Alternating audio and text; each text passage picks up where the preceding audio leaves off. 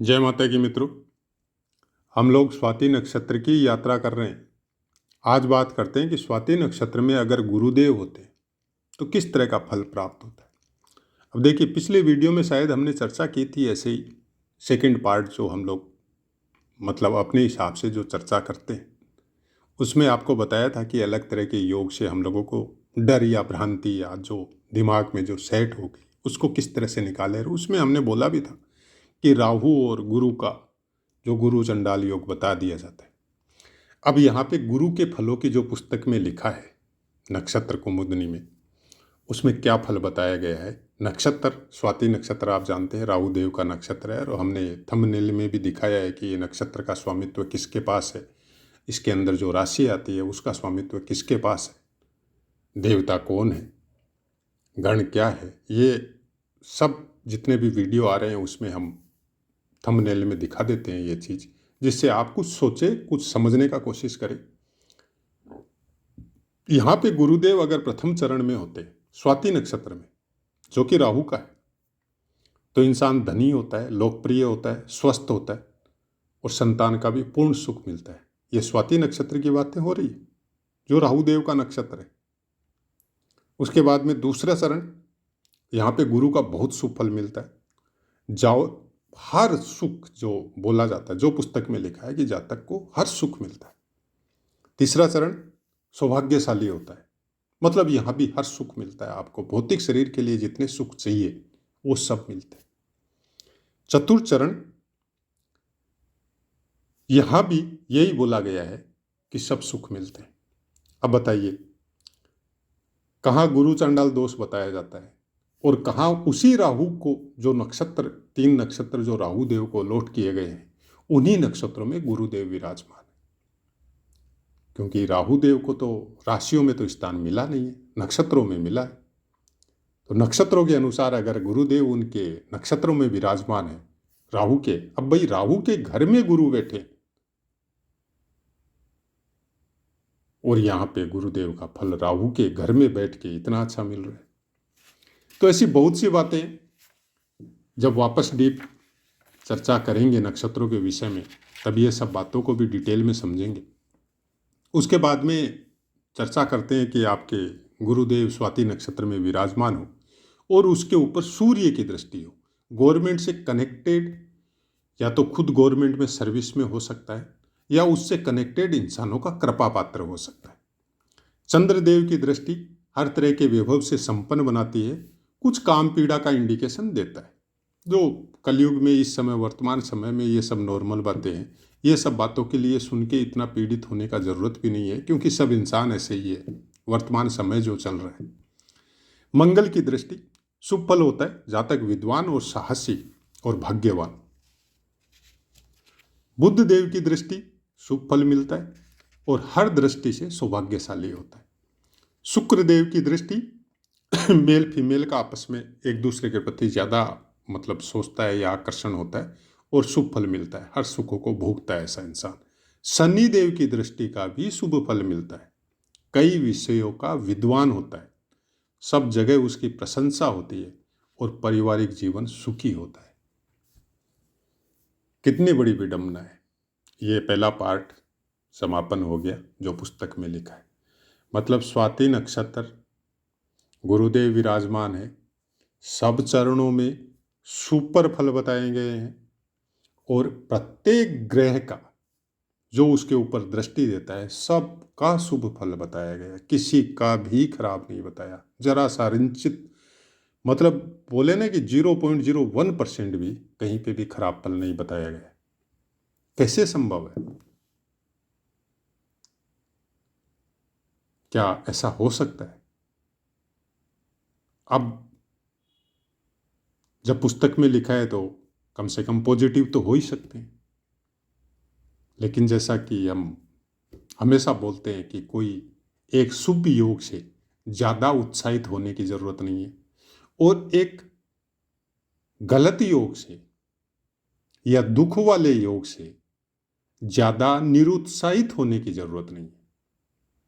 क्योंकि किसी एक योग से, किसी एक भाव में किसी ग्रह की युति से जो शुभ या अशुभ फल बताए जाते हैं उनसे आपकी कुंडली का पूर्ण निर्माण या फल नहीं होता। इसका 100% बोल सकते हैं हम, जब आपका जन्म होता है और उसके पहले जो बीजारोपण होता है, जो भी हम लोगों के संस्कार है, आजकल तो वो सब चीज़ें तो पूरी तरह भुला दी गई। ये 200 साल से धीरे धीरे मतलब चीज़ों का निर्मूलन, जो हम लोगों के संस्कार थे, जो नियम थे, उन सब को भुला के सब चीज़ें गौण हो गई। लेकिन चलिए, फिर भी जातक का नाम जन्म संस्कार तो होता है आज भी हम लोगों के समाज में पूरी तरह डेट वगैरह, और अब तो उसका कुछ एक अलग ही बिगड़ा हुआ रूप सामने आने लग गया कि अब कुछ महान त्रिकालज्ञ विद्वानों ने ऐसे समय बताने चालू कर दिए कि आप इस समय में, अगर समय पूरा हो गया, 8-9 महीना हो रहा है, तो इस पर्टिकुलर समय में आप बाई फोर्स मतलब सीजरिंग के द्वारा आप बच्चे को जन्म करवा दो, तो उसका फ्यूचर बहुत अच्छा होगा। और बाद में क्या होता है, क्या नहीं होता है, उसका कभी कोई प्रिडिक्शन किसी के सामने नहीं आता है। 1-2 इंसिडेंट हमारे सामने आया हुआ है कि उसके साथ क्या क्या हुआ। हम कुछ इस विषय में बोलना नहीं चाहते, क्योंकि उनके विषय में बोलेंगे तो वो भी चैनल से जुड़े हुए हैं, हमको पता है। हालांकि उन्होंने नहीं बोला, लेकिन हमको पता है वो जुड़े हुए हैं चैनल के साथ। तो ऐसा काम हमारा बोलना जहाँ तक हम सोचते हैं मत कीजिए। जो नॉर्मल जो चीज़ हो रहा है, समय के अनुसार अपने आप जो चीज़ हो रहा है कि नॉर्मल डिलीवरी हो रही है, ठीक है। अब नॉर्मल है, सीजरिंग करनी पड़ रही है, ठीक है। लेकिन अपने हिसाब से उसका भविष्य सुधारने या बिगाड़ने की कोशिश में मत जाइए कि आपने किसी ज्योतिषी से पूछा और उससे पर्टिकुलर समय में आप उसका जन्म करवा रहे हैं डॉक्टर को बोल के, नहीं, मत करिए। ईश्वर जो समय के हिसाब से जिस जीव को जिस तरह से इस धरती पे अवतरित होना है, उसको उसी तरह से होने दीजिए। अपनी तरफ से नेचुरलिटी के साथ, प्रकृति के साथ कोई छेड़छाड़ मत कीजिए। क्योंकि इतने महान ऋषि मुनि संत महात्मा जिन्होंने इस ज्योतिष की रचना की, वो इतने समर्थ थे कि आने वाले समय को पहले देख सकते थे, और उनका मतलब पावर ऐसा था कि उसको चेंज भी कर सकते थे। लेकिन उन्होंने नहीं किया, वो केवल देख सकते थे। उपाय के तौर पे चाहे मंत्रों का जाप हो, चाहे सद्व्यवहार हो, चाहे दान दक्षिणा हो, चाहे और कोई कर्म हो, चाहे उसके लिए खुद के पुण्य फलों का नष्ट करना हो, आशीर्वाद स्वरूप किसी को देख के। ऐसा भी बहुत सा इंसिडेंट मिलता है हम लोगों के प्रवर्तकों के द्वारा, ऋषि मुनियों के द्वारा, कि अपना पूरा पुण्य फल नष्ट कर दिया उस चीज को बचाने के लिए जो नेचुरलिटी के द्वारा गलत होने वाला था। उन लोगों को पहले पता चल गया कि ये ग्रह योग ये ऐसा ऐसा हो रहा है, और उसमें इस तरह से अगर हो गया तो बहुत मुश्किल आएगा इन जीवों पे, पृथ्वी पे। आपने शायद, अगर आप, मेरे हिसाब से जितने भी ज्योतिषी है सब जानते हैं शनिदेव और महाराज दशरथ की कहानी। जो शनिदेव का जो पीड़ाहार स्त्रोत है दशरथ कृतम, वो उसी के लिए है।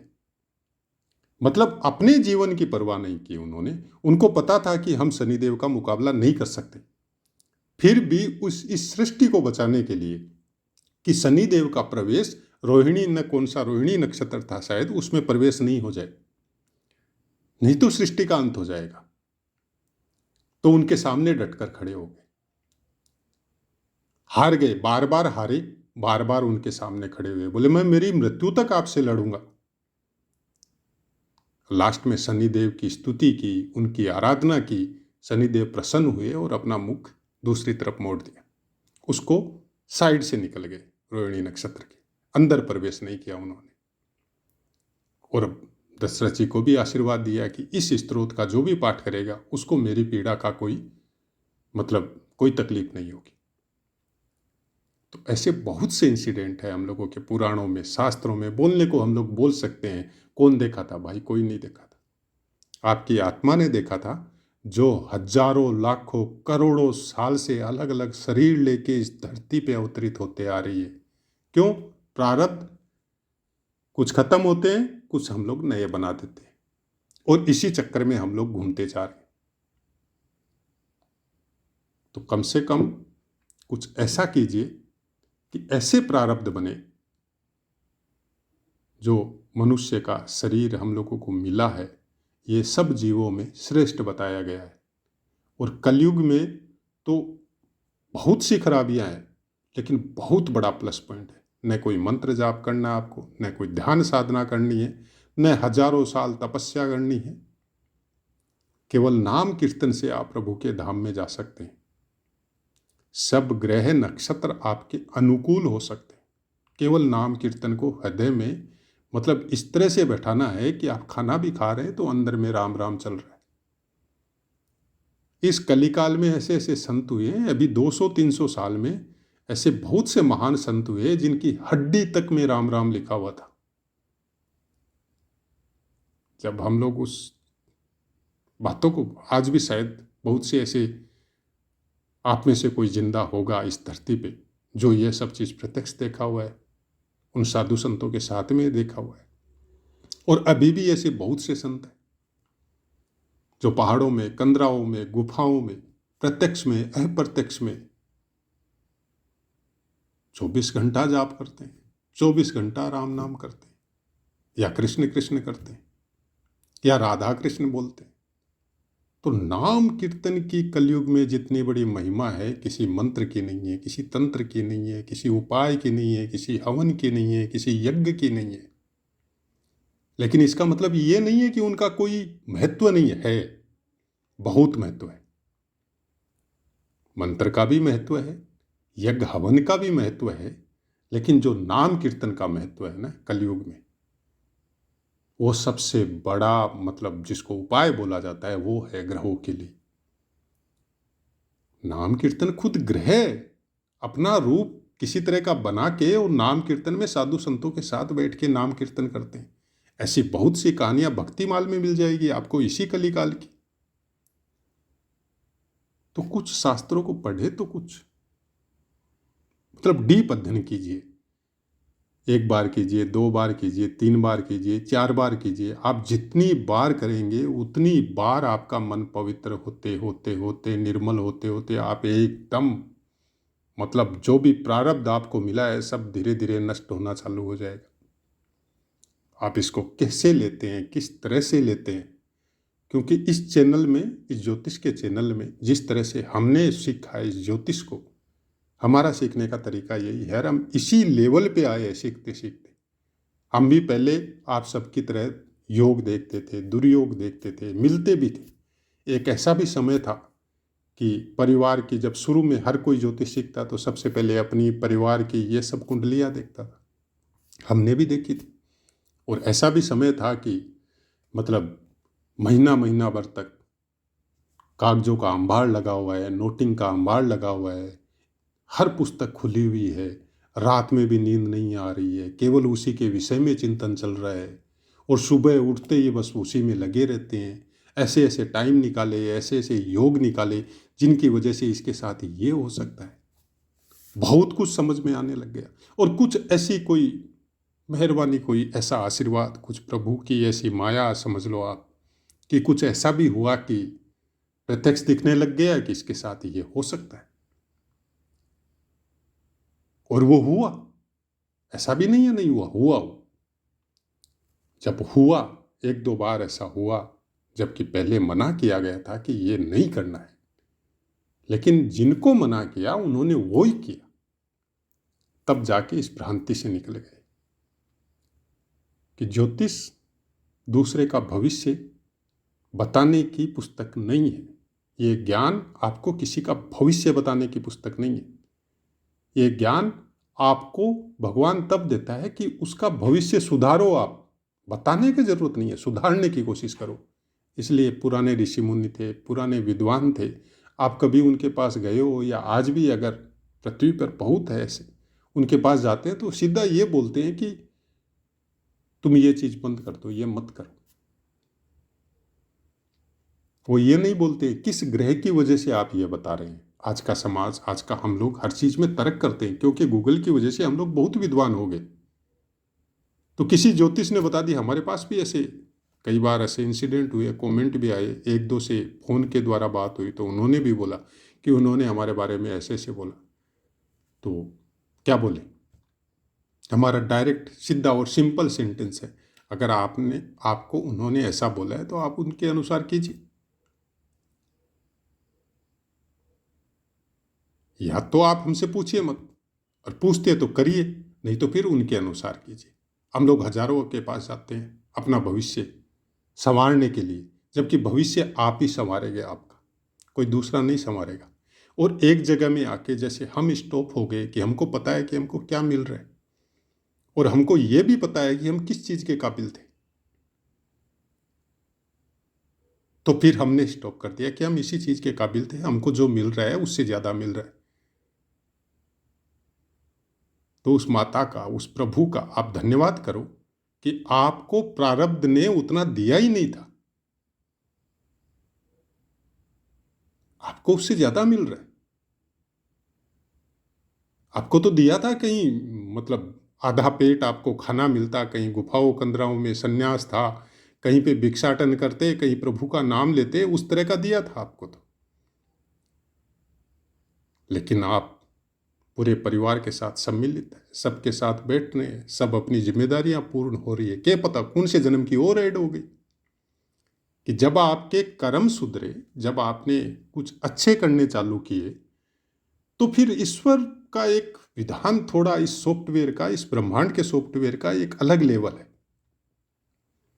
मतलब क्या होता है, एक जैसे आप कहीं पे सर्विस कर रहे हैं और आप 10 आदमी हैं एक साथ, और आप बहुत वर्क करते हैं, मतलब आप समय नहीं देखते कि सुबह 9 बजे आना है, नहीं कि 8 बजे आना है। ऑफिस का टाइम जैसे 10 बजे का है, तो आप फ्री होके घर से निकल गए, कोई काम था नहीं, आप 8 बजे ही पहुंच गए। अब 8 बजे पहुंचे तो ऑफिस आजकल खुलता नहीं है, तो फिर वो मालिक से या किसी से कोई बातचीत की तो आपको चाबी मिल गई, आप 8 बजे ही ऑफिस आ जाते हैं, 9 बजे ही आ जाते हैं। सब लोग 5 बजे, 6 बजे, 7 बजे जाते हैं, आप 9 बजे तक बैठे रहते हैं, क्योंकि घर पास में ही है तो चले जाएंगे बाद में, काम करते रहते हैं। अब उसका नतीजा क्या हुआ, वहाँ के मालिक को या वहाँ के बॉस को, चाहे वो मैनेजर हो चाहे मालिक हो, उसको एक विश्वास हुआ आपके ऊपर कि एक कोई नया काम उनको मिला मिला, तो उनको विश्वास हुआ कि ये कर लेगा, तो वो काम आपको संभला दिया,